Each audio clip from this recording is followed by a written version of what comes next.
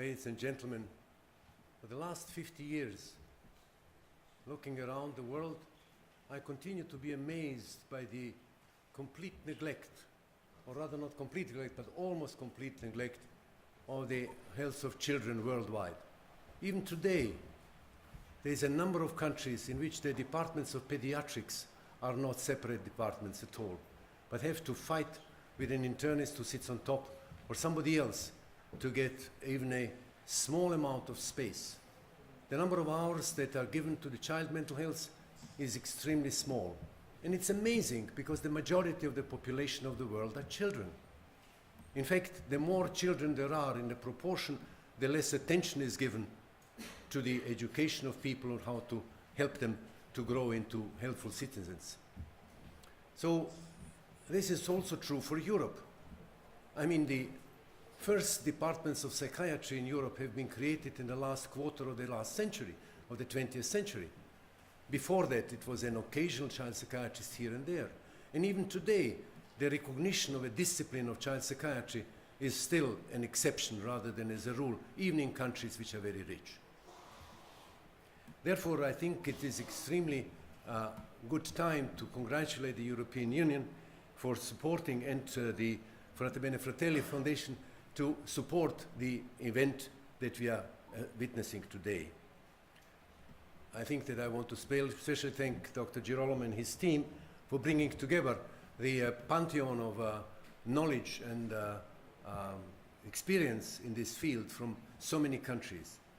We also have the pleasure of seeing with us a number of representatives of non-governmental and governmental organizations, starting from the WHO and the World Psychiatric Association, the European Psychiatric Association, but also the organizations of users of psychiatric services and the organization of families, organization of child psychiatry, many others who have come together. And in addition to representing the organizations, they also represent the various disciplines which we hope will be involved in thinking about the future of child mental health in Europe, psychiatrists, psychologists, social workers, and so forth.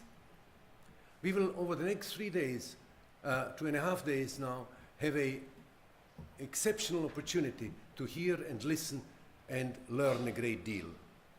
But the real decisive moment will be on the last morning when we are going to talk about recommendations. I hope that these will be very specific and very realistic. But there's one other hope I have.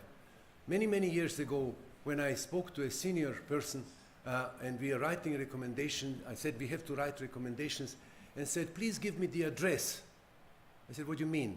He says, recommendations without an address are just paper. So who are the address for these recommendations? Of course, WHO as well as the European Union will take count of, or will take notice to this. But the real recommendations is to yourselves. I think that the only way in which we can move this forward is to think of, are we willing to take on these recommendations that we will make over the next 3 days and do something about it? Are we willing to be loyal to this decision and the consensus that we may reach while we are here? Will we be sufficiently courageous to discard the recommendations which are bad because we found out that they don't work when you apply them on a large area? How will this go? And I think that is the challenge which we are before us. And I think that is something that I hope we can respond in an appropriate way. Thank you very much.